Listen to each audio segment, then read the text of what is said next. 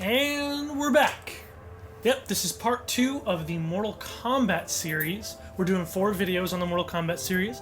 The first one that we did had to go over all of the realms, and I would suggest watching the first one before you watch this one if you haven't seen it already, because there's a lot of information in that will be important for understanding what I talk about in this video, because whenever I start talking about realms or how they work or why characters are moving between them or whatever in the story, I'm not really going to go back over what they are. I'm not going to explain the realms or how they work in this video, so if you come to those points and you get confused, that's why. I would watch the first one first. But with all that out of the way, I'm just going to jump right into this. I'm not going to waste you any more time. Today we're talking about the basic plot lines and stories for all of the Mortal Kombat games.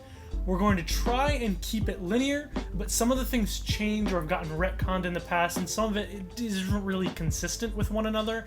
So I'm going to do my best to give you guys sort of an idea of it. If you're expecting this to be where like good lore and story is going to be, I hate to disappoint you, this is actually one of the weakest parts of Mortal Kombat's story. The best stuff is in the realms and in the characters, actually. That's where we're going to get a lot of the coolest and most interesting stuff. So if you end up skipping this video, I won't blame you. But it does give us a lot of context for the ways that characters change and where they come from whenever we start talking about them in the next video, because the next video, the third one in this series, is going to be probably the longest, most in-depth one when it comes to lore, because where the coolest stuff happens is whenever these designers were coming up with ideas for these characters, they came up with some really cool stuff. Now that we have the setting for the world of Mortal Kombat from our first video, I'd like to go over the basic plot lines of each Mortal Kombat game. And the major plot beats for the story of Mortal Kombat fluctuate wildly in quality, from actually pretty cool to literally the dumbest shit. So this section won't be super deep. I won't be going beat by beat to all of the events of the games, just kind of a general idea. Additionally, Mortal Kombat is split into 2 major timelines.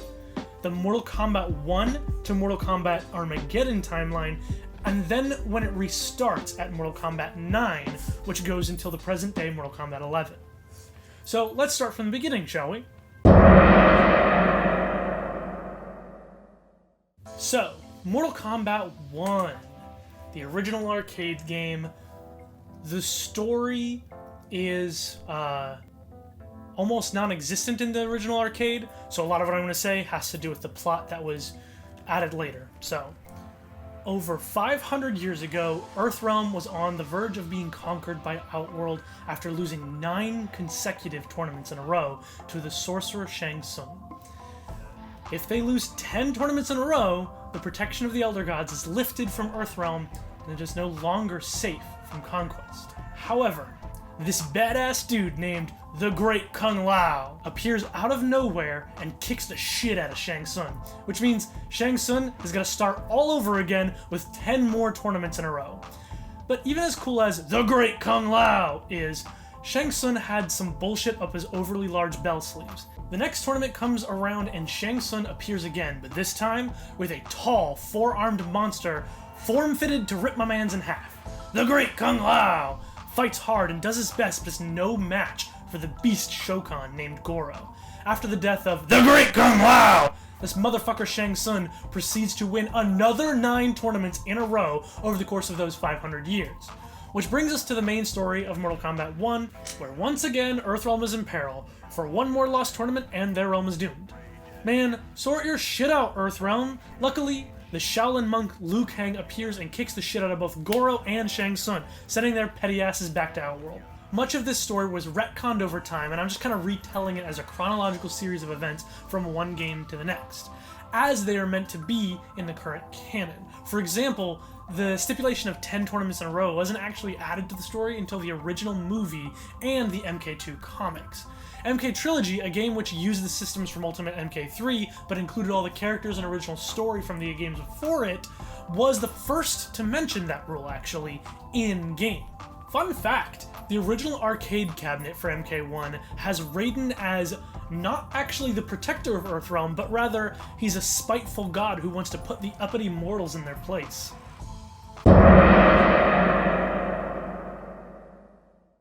Next is Mortal Kombat 2. Now, since Shang Tsung absolutely ate it the last time he fought Earthrealm's mightiest warriors, he has to beg Shao Kahn, the ruler of Outworld, to spare his life. You see, Shang Tsung has a new plan.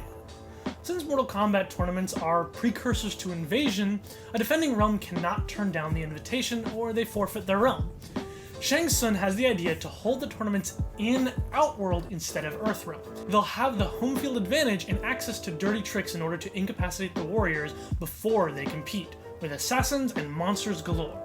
Shao Kahn grants Shang Tsung his youth again and agrees to this plan, which will allow Shao Kahn himself to compete in the tournament, surely spelling victory. So, Raiden, who in this game is suddenly an ally to Earthrealm, gathers the forces of Earthrealm and takes them to Outworld, where Shao Kahn is sure to annihilate them with his good buddies Motaro, a centaur, and Kintaro, the successor to Goro. But he's like a tiger, you see.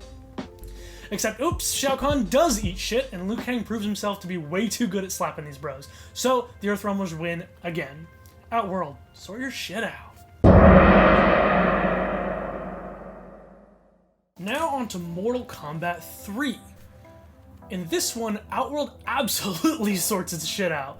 I'm gonna hybridize the stories used for Mortal Kombat 3 and the updated versions of Ultimate and Trilogy. Technically, Trilogy is the most accurate to the canon. Shao Kahn is fed up with Shang Tsung's bullshit and decides to make his own plan, for once. He decides to resurrect his old Queen Sindel, who died mysteriously at a young age. I wonder if that'll come up again later.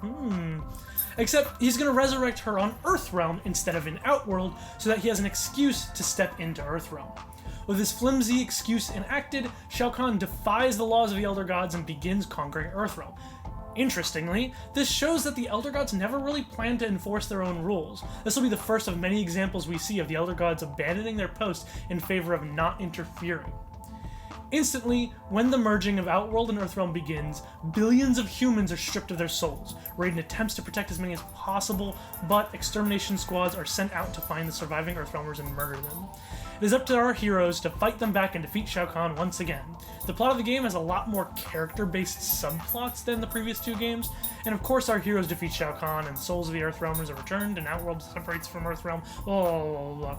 However, some other very interesting stuff happens that doesn't matter to the main plot, so let's lightning around those real quick. Liu Kang has been kicking ass for 3 whole games now, but also he's fallen in love with Shao Kahn's stolen daughter, Kitana, who was originally from Edenia, a realm conquered by Outworld long ago, and Liu Kang tries to help her find a way to restore her home. The Lin Kuei, a league of ninja assassins that Sub-Zero is a part of, begins a program of turning its ninjas into soulless robots. This is the Cyber Initiative, and they are successful in turning Cyrax, Sector, and Smoke into cyber ninjas, but Sub-Zero narrowly escapes. Shokan, the 4-armed race Goro is, and the centaurs like Motaro, have been at war for years despite working side by side with Shao Kahn. The newest Shokan to lead is Shiva, and she suspects that Shao Kahn is the reason for the deaths of Kintaro and Goro, and plans to betray Shao Kahn. Striker is a cop. Fuck him. Ha! Got him! Kubal is cool. Fuck him, but in the good way. Yow! Nightwolf has known about the coming invasion for many years, but didn't think his visions were real. Now feeling guilty for not trying to prepare people sooner, he somehow protects all of North America? That's what it says. Johnny Cage had previously died at the end of MK2, but the merging of Earthrealm and Outworld blocked his path to the afterlife. So he came back? Melina was also killed as well, and also came back? Moving on. Now is Mortal Kombat 4. Okay, pardon me for this one, as Mortal Kombat 4 is the game I've played the least, and I know the least about, so almost all this info is going to come straight from the wiki. Sorry ahead of time. And all I can find is this. Shinnok is a fallen Elder God who was banished to the Netherrealm after attempting a conquering campaign of all the other realms and then being defeated by Raiden on Earthrealm. In Mortal Kombat 4, Shinnok has escaped with the help of Quan Chi and seeks vengeance. He starts by conquering the newly freed Edenia with the help of Tanya, a traitorous Edenian. Raiden requests the help of the heroes of Earthrealm in order to stop him, which I'm guessing they do, None of the sources I can find tell me whether or not they actually do, and the story beats of MK4 are completely centered around poorly animated cutscenes appearing in the arcade mode, some of which contradict one another, especially ending cutscenes when you win arcade mode. And while MK4 introduces some characters who are very important to the story in the future, the actual story and plot of MK4 seems to have little impact on the series itself going forward. The next game in the series is Deadly Alliance. Alright, so Quan Chi is on the run from Scorpion, who wants revenge, seeing as how it's his fault that Sub-Zero killed all of Scorpion's family. Well, as Quan Chi is fleeing in the Netherrealm, he discovers a tomb which contains the mummified army of the original ruler of Outworld, the Dragon King.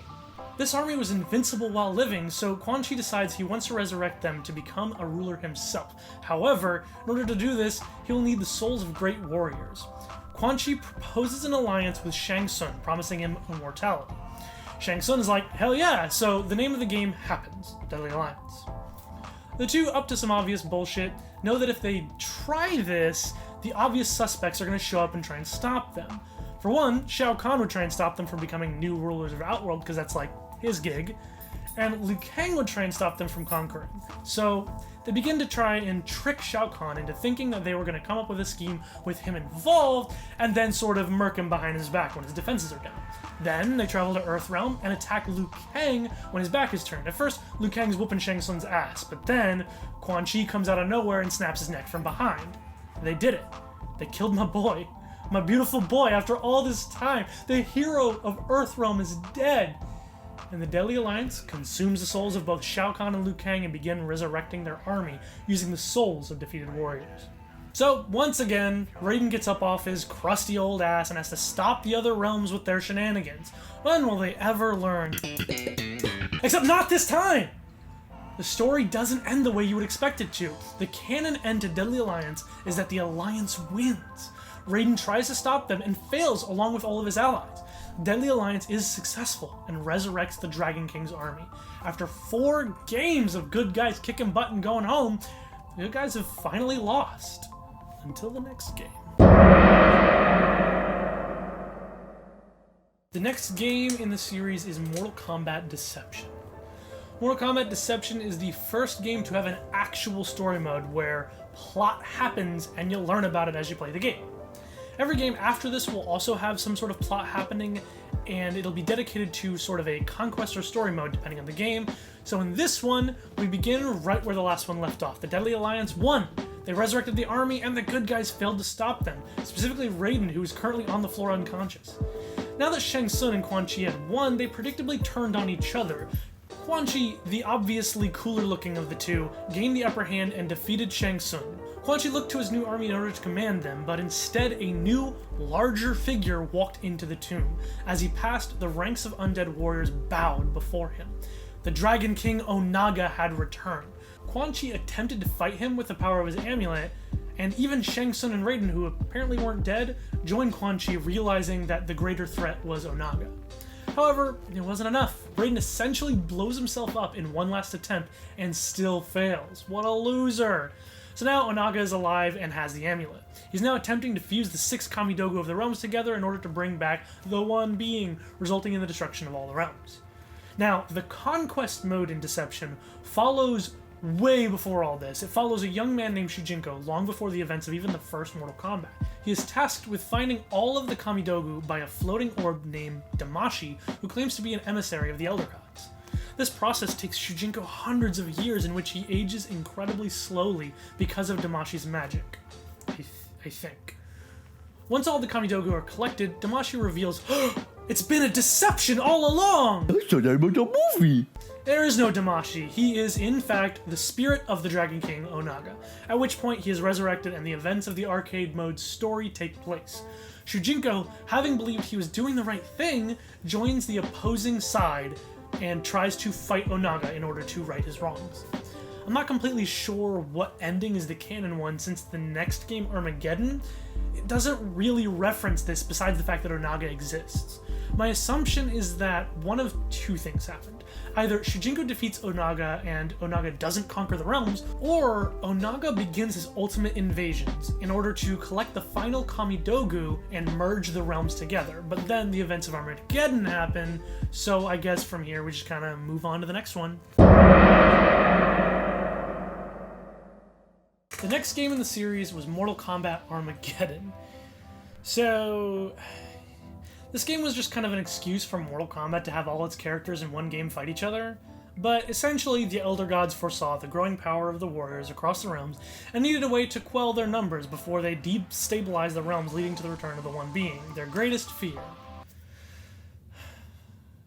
Am I wrong? Was the lore of these games not good? It's fine, look, we'll get through it together. I swear there's some good stuff, just wait till we get to the characters. Anyway, in order to ensure the outcome they wanted, the Elder Gods had some children. Taven and Dagon. Oh, and Rain, but that doesn't really count. Whatever. So the plan was, in a couple of hundred years, when shit's right and truly fucked, the Elder Gods would create a pyramid of power with one of their creations at the top guarding it. This would be the character Blaze, who's appeared in previous games, but he was radically different in there. The hope would be that all the most powerful warriors from all the realms would come and kill the fuck out of each other in order to be the one who gets the ultimate power. With enough of them killing each other, their ranks would thin and the sons of the Elder Gods would be easily able to defeat the rest of them. And then defeat Blaze, essentially. Which would allow them to keep the power from the pyramid consolidated into people that they know would be loyal to them. This would prevent the power from falling into the wrong hands, and they get their goal of all of the powerful warriors killing each other. Sick plan, Mom and Dad. Just one problem. They fucked it up. Big time. Turns out Shao Kahn is still alive, also still powerful as all heck. All the other warriors are killed except Raiden and Shao Kahn. And Shao Kahn reaches for the flames and becomes this unstoppable force, even by Elder God standards. And from there, the next game story will branch off, as poor Raiden lies on the floor dying slowly. Damn dude, that's 3 games in a row that the bad guys win. That's rough, buddy. The conquest mode or story mode of this game is kind of like just a beat-em-up game where you play as Taven, one of the sons of the Elder Gods, trying to get all the training from his long-gone Elder God parents, so he will be prepared for when this Armageddon thing happens. Spoilers, I guess, he fails. Chronologically, the next game is Mortal Kombat 9 or Mortal Kombat 2011 or whatever, the newer ones. And this is where the new timeline begins. 5 real-world years later, a whole new studio got formed named NetherRealm Studios, and a new Mortal Kombat is born. It's called Mortal Kombat, like I said, or colloquially MK9, which is the way I'm going to say it. I know it's confusing, but stick with me. There was like a Mortal Kombat vs. DC game that counted as 8, which I'll get into later, but we're not going to talk about it. You may be thinking, oh, a reboot, so like, a lot of the old stuff was scrapped, okay. But no! You see, as Shao Kahn is attempting to reach for Blaze's power in the flames of the pyramid, Raiden uses his amulet to send a message to an alternate timeline version of himself to help prevent all this from happening. MK9 takes place in the alternate timeline where Raiden receives this message and tries to fix whatever it is that causes Armageddon. In the story mode, it follows 16 characters kind of one at a time through revamped events of Mortal Kombat 1, 2, and 3, so I'll just kind of summarize the whole thing for you here, sort of just focusing on bits that are different from the original game, so it's just going to be like rapid fire, even though it is kind of long. The Mortal Kombat tournament is about to begin, when Raiden gets his visions and thinks nothing of them at first, but notices that his amulet has magically cracked. Johnny Cage proceeds to kick some ass, but refuses to murder his opponent. Then, Raiden informs to Johnny and Liu Kang that Earthrealm might be in danger, but they ignore it. Sonya Blade is searching for Jax, who is being held prisoner somewhere. She finds him, but not before Shang Tsung makes her fight Bi-Han, aka Sub-Zero.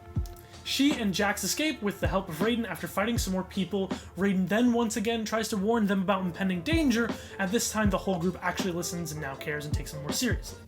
Raiden makes a deal with Scorpion not to kill Sub-Zero because he had a vision that says Scorpion would kill Sub-Zero, but then he ends up killing him anyway. Cyrax begins to question his involvement with Shang Tsung and then turns on him and Sector as he is against the Cyber Initiative where they're turning all the Lin Kuei into robots. After all this nonsense, Liu Kang emerges as the only Earthrealmer left in the tournament. He has to fight a couple more people and beats them all, including Prince Goro, Shang Tsung's reigning champion. after which Liu Kang fights and defeats Shang Tsung himself as well, cementing the victory of Earthrealm against Outworld's invasion for this first Mortal Kombat tournament.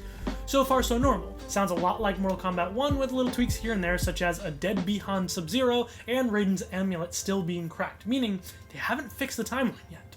And the MK2 arc begins very similarly to the original game, with Shang Tsung devising a new plan to please Shao Kahn after his first failure. This new plan is one tournament. Winner takes all. If Outworld wins, Earthrealm is theirs for the taking. If Earthrealm wins, Outworld will forever abandon its claim to Earthrealm and leave it alone. Raiden is like, lol, bullshit, we beat you fair and square, and ignores Shang Tsung's new offer. This leads to a mini invasion of sorts where Sonya and the Shaolin Masters are kidnapped. So, Raiden concedes and accepts Shang Tsung's offer, and then he gets a vision of Liu Kang winning this tournament too, and concludes that since winning the first one didn't have any impact on his visions, or the state of his amulet, he needed to get out and change this outcome. So next, Jax and Johnny go with Raiden to try and save Sonya. In the meantime, the Cyber Initiative is now fully underway, as Smoke confronts Shang Tsung about the original Bi-Han Sub-Zero's whereabouts with Kuai Liang, aka Tundra, aka Sub-Zero's successor. While Smoke presses for more answers, a fully Cyber Sector emerges to fight Smoke as Shang Tsung escapes. Smoke beats Sector but is overwhelmed by a horde of Cyber Ninjas. Raiden then intervenes and saves him because he had a vision of Smoke becoming a cyborg and wants to stop as many of these visions from happening as possible. Smoke then joins them on their quest to save Sonya. Kuai Liang, who is now going by the name Sub-Zero, seeks revenge by fighting and defeating Scorpion but is stopped by the Cyber Lin Kuei and dragged away. Kitana also goes after the Earthrealmers, trying to assassinate them on orders from Shao Kahn. She defeats both Johnny and Smoke, but is stopped by Raiden before killing them. Raiden explains to her her true origins and discusses her deceased mother, Sindel. He convinces her to go to Shang Tsung's flesh pit. When she gets there, she discovers a multitude of clones that look just like her in every way, except her eyes and mouth, which are more like Tarkatans. Shang Tsung confronts her and explains that he's trying to perfect her.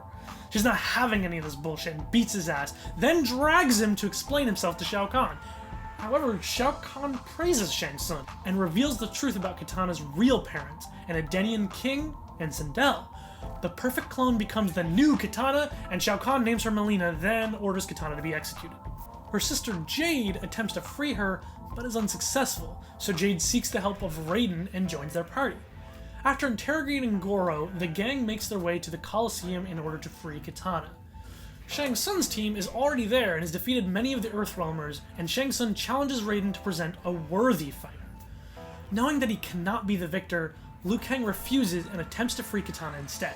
Kung Lao is chosen instead and handily defeats Shang Tsung, Quan Chi, and Kintaro.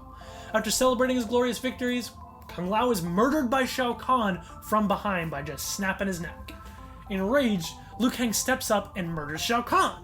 At first, Raiden believes that this may be how it was supposed to go, except then his amulet cracks even further. Back at Bad Guy headquarters, Quan Chi revives fallen Shao Kahn and proposes a new approach to Earthrealm. A direct invasion. No tournaments. Fuck the Elder Gods. What are they gonna do? Little whiny piss gods. Ooh, the one being, so scary. Please. Now you may be thinking, how can they do that? Aren't there protections over Earthrealm created by Sindel? Which you may know or may not know. I can't remember if I said that or not. Well, Big Brain Quan Chi's got that covered. He resurrects Sindel under his control and then makes her break the wards protecting Earthrealm. Problem solved. Let's mass murder some Earthrealmers. During the invasion, Johnny Cage almost dies like in the original games, but then is saved by Raiden trying to prevent another vision from coming true. Also, Stryker is there. Fuck him. Back in Outworld, Shao Kahn drains Shang Tsung of all the souls and then gives them to Sindel in order to empower her. Also, Kuai Liang Sub-Zero is now a cyborg. This Cyber Sub-Zero is taken away by Smoke, and then Jax reprograms him to restore his free will, removing the old programming. Then this Cyber Sub-Zero goes undercover, pretending to be a programmed Lin Kuei. He saves some prisoners, and then learns that they are being taken to a graveyard, so he investigates. Quan Chi is there, creating a Soulnado out of the souls of Earthrealmers killed in the invasion. There, Bi-Han shows up, the old Sub-Zero, now known as Snoob's Saibon. Kuai Liang defeats Noob, but can't stop Quan Chi's spell. Then Nightwolf kicks Quan Chi's ass, and then knocks Noob into the Soulnado, destroying it. After Nightwolf brings the good news to the good guy crew, Sindel shows up and literally kills Cabal, Stryker, Cyber Sub-Zero, Jax, Smoke, and Jade all at once, badly injuring all the other good guys. Seeing this nightmare, Raiden and Liu Kang try to convince an Elder God to intervene, but wouldn't you know it, it's their day off, and gosh, I mean, I wish there was something I could do, but the one being and all, sorry mate. Somehow, Nightwolf still beats Sindel, killing himself in the process. Then Kitana dies, unrelated. Raiden tries to make a deal with Quan Chi, but looks like Shao Kahn beat him to it. Gonna have to be quicker than that one, buddy. However, after beating the shit out of all his friends, like the bad guy versions of them, Raiden suddenly realizes that the he must win from his visions meant that Shao Kahn must win. Because then he would have violated the rules of Mortal Kombat. Duh! That should have been obvious, you big dummy. So Raiden tries to tell Liu Kang that they have to let Outworld finish the realm merger. Liu Kang isn't having any of this nonsense, so he tries to kill Shao Kahn, again. But Raiden stops him and ends up accidentally killing Liu Kang. After Shao Kahn wins, he beats the shit out of poor Raiden, kicking the man while he's down. But then the Elder Gods miraculously find time in their busy schedule to come down and stop all this bullshit. Woohoo! Earthrealm is saved, I guess. Oh, and Shinnok was telling Quan Chi what to do the whole time, so like, sequel stuff, I guess. Alright, now we're on to MKX, or Mortal Kombat 10. 2 years after the events of Mortal Kombat 9, the good guys are tracking down Shinnok and try to protect something called the Jinsei. They almost fail, but Shinnok is defeated and trapped in an amulet by Johnny. 20 years after that, Johnny and Sonya create a special forces team which consists of Cassie Cage, their daughter, Takeda Takashi, the son of Kenshi, Jackie Briggs, the daughter of Jax, and Kung Jin, the younger cousin of Kung Lao. Their current mission is to infiltrate the Lin Kuei's temple and determine if the Grand Master's allegiance aligns with theirs. They attempt to ambush none other than Kuai Liang himself and fail. It is revealed that the whole thing was a test, but it showed how bad they were at acting as a team. Meanwhile, in Outworld, a new Khan has risen, Kotal Khan, who is far more neutral towards Earthrealm than Shao Kahn was. Mileena and some other traitorous forces attempt to assassinate him, but fail. Sonya receives word of the rebellion and seeks out Kotal in order to form an alliance against Mileena. Shit goes a little south when the younger squad attempts to speak with Kotal and end up causing a whole ass mess, jeopardizing the tenuous relationship between Outworld and Earthrealm. They reach a temporary alliance, and after Mileena is defeated, she is executed by D'Vorah, Kotal's right hand. Kotal still doesn't trust the Earthrealmers and takes the amulet for himself, imprisoning them. D'Vorah, however, is actually an agent for Shinnok. She kills the amulet's guards and steals the amulet. The Outworld warriors believe that D'Vorah and the Earthrealmers are in league together and tell Kotal that they all stole the amulet. Kotal then plans to invade Earthrealm. D'Vorah gives the amulet to Quan Chi, who frees Shinnok from it. Cassie immediately goes after Shinnok, but she and her team are ambushed by Kotal Khan and his army, who attempt to kill the Earthrealmers in hopes of appeasing Shinnok and gaining time to bolster Outworld's defenses. But the Outworlders are driven back to Outworld by the Earthrealmers with the help of the Lin Kuei. Upon reaching the Jinsei chamber, Cassie defeats D'Vorah and prepares to have the last showdown with the now corrupted Shinnok. While Shinnok has the upper hand at the start of the fight, Cassie channels her father's power and uses it to defeat Shinnok. Raiden appears and tells Cassie to take him to the Jinsei. Once there, Raiden absorbs Shinnok's corrupted power to purify the Jinsei, which then corrupts him in the process, thus rendering Shinnok powerless. Alright, the last mainline game, or the most recent mainline game, is MK11. Sometime after Shinnok's defeat at the hands of Cassie Cage in the last game, Raiden is seen torturing the fallen Elder God in a damaged Jinsei chamber. The God of Thunder, now with a darker persona due to the Jinsei's corruption, announces to Shinnok that he will no longer have mercy and will destroy Earthrealmers' enemies before they can even attack the realm. Though Shinnok reminds him that he can't kill an Elder God, Raiden retorts with, "There are fates worse than death," and decapitates him. Raiden resolves to deliver him to Liu Kang in the Netherrealm as a warning before teleporting away. The Keeper of Time, Kronika, appears in the chamber, enraged at Raiden for upsetting the balance of time after the ends of Mortal Kombat X. She confronts and tells Shinnok that the Arc of Time bends to her will, and that it's only a matter of time. Tired of the Earthrealmers' defiance, Kronika will bring order to the universe through any means necessary.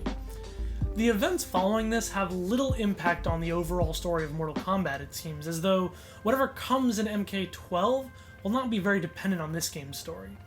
where MK9 rewrote games 1, 2, and 3, and MKX took inspiration from MK4 and used kind of MK9's setup to take it somewhere unique, MK11 really doesn't feel like it did anything interesting with the world of MK, which was incredibly disappointing for me. I actually don't have much to say about the plot. There is time travel, and there's different versions of each character from all across time who fight each other, and that's a cool spectacle. And also, the voice acting in this game is actually pretty good, and the facial animations add a lot to their personalities, but the main storyline is just kind of nothing. Anyway, the next video will be over characters themselves, and that's where it gets really cool with lore stuff. In the meantime, let's just talk about the Mortal Kombat spin-offs, shall we?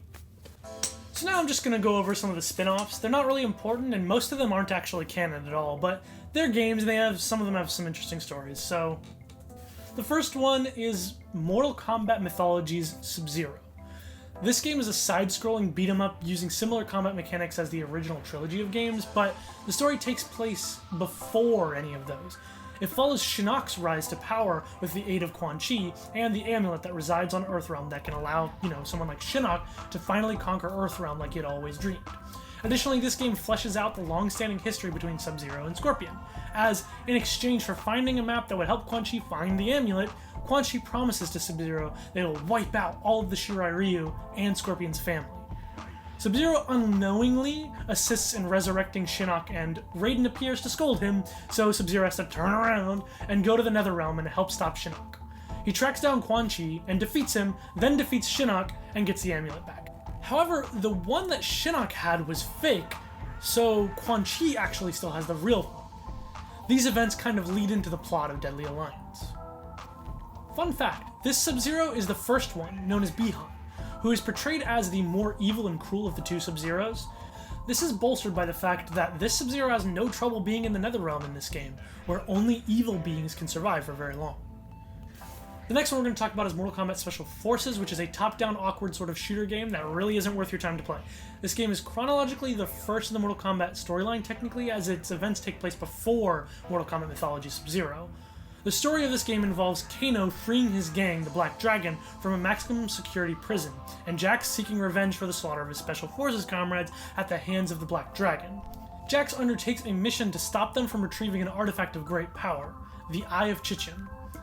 The true power of the artifact is shown in the ending, that it can open portals to other realms when Jax uses the artifact to teleport himself and Kano back to Earthrealm after defeating them. An interesting thing about this game has to do with the way it kind of messes with the timelines. It's not a great game and the story is shit, but it's by it being the I'm just making that up on the spot, but the whole chronological thing doesn't make any sense because technically the events with Bi-Han happened hundreds of years beforehand. But it depends on which game, right? I think it does. I think it depends on which game, because they change which time period Bi-Han's shit is happening in, like multiple times. Because in the movie, the most recent movie, the Bi-Han shit is like feudal Japan. So, next is an actually good game, Mortal Kombat Shaolin Monks. Technically the story of this game is non-canon, but the gameplay is actually top-notch. It's a side-scrolling beat-em-up, kind of like the Sub-Zero game, but for the PS2 era and with infinitely better gameplay. It has a full combat system built from the ground up to work in this side-scrolling style. As for the story, we pick up at the end of the first Mortal Kombat tournament, with the battle continuing to rage on Shang Tsung's island. Liu Kang attempts to confront Shang Tsung, but he escapes through a portal. So all of Earthrealm's fighters evacuate the crumbling island. From there, the Wuxi Academy is attacked by Tarkatans, and Shang Tsung tries to lure Liu Kang and his friends to Outworld so he can kill them and make the next tournament easier. The gang journeys through Outworld to stop the sorcerer, but, well, they find that he's not the only one with plans for Earthrealm. Shao Kahn also wants Earthrealm to claim for his own. There isn't much plot to this game, and it does not add much to the story, and what little story is there that is unique to the game is kind of technically not canon. So, yeah, good game though. The next game is definitely non-canon, Mortal Kombat vs. DCU. This game technically takes place in an alternate universe where characters from both the DCU and the MKU are swapped between each other's realms and inflicted with a rage virus or something, and makes them want to fight anything that breathes. It's a really dumb game, but decently fun to play, and this would be sort of the setup for the idea that the DC and the MK universes were linked, even if only tangentially, for future NetherRealm Studios titles. Okay, did you guys get all that? I know this video was not as fun or as cool as the other one, and it will definitely not be as cool as the characters one, because I'm going to go nuts with that one.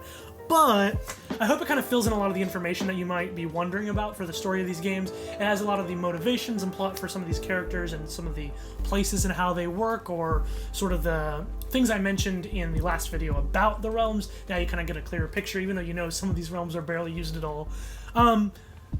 But yeah, so I hope you really enjoyed that. If you really enjoyed this, please, you know, let us know what you think, and let us know what kind of videos you'd like me to make in the future in this similar vein or something like that. I love going deep on lore and story for a lot of video games.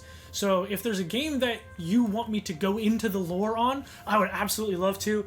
Just make sure it actually has lore to talk about. Anyway, so if you do that thing where you like the video and you comment and you subscribe and then you ring the bell to like summon invaders to your world, it really helps us a lot. It helps our channel grow, and that we can show this to more people, because it's a really fun project we're working on, and we know a lot of you guys who are watching these videos really enjoy them from all the comments we've been getting. But you know, that stuff, it's all about that algorithm, and it really helps us sort of grow as a thing. I wouldn't be asking if it didn't actually work, because it seems to. Anyway, after this, we have the 2 more videos. We'll have the video on the characters of Mortal Kombat, and then we'll have another video that sort of just talks about all of the non-video game content, like the movies and the comics. Also, I'm working on a little separate project that's gonna be really fun. I'm gonna be doing it on my own, trying to figure out how I can do it. It's about conspiracy theories, so we'll see if you guys enjoy that. But we also have a second channel that's all like stream content. We do stream on this channel, but we kind of chop up those streams into little videos that are fun to watch on our second channel called It's Not Bad. So if you find that, it's connected to this channel and it's cool, please watch those videos too. They were fun to make. I was saying that we try to stream on Thursdays or Tuesdays and Thursdays, but that hasn't been seeming to work because we've got a lot of shit going on. So we'll stream whenever we can, and if I ever have an actual like streaming schedule, I'll let you guys know. But in the meantime, it's just gonna happen randomly, and I hope you guys are willing to join us for that. Yeah, thanks for watching, and also thanks for continuing to watch that magic video, the super dummy long one. Oh, also we're on TikTok. I know that's wild, but our videos kind of seem to work really well that way, where you can just kind of chop bits of them up and put them on TikTok, and it's nice little bite-sized pieces of our content. We're going to be putting more up there. It's not good with the underscores and whatnot. I'm on Twitter at It's Not Good Johnny. Christian's on Twitter at It's Not Good Ramkel, which is spelled R-A-A-M-K-E-L. Almost fucked that up. Please stay safe and happy. I love you. Goodbye.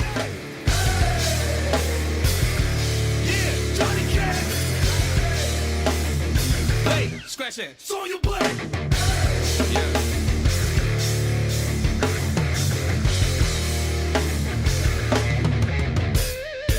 Fucks and butts and hits and sucks and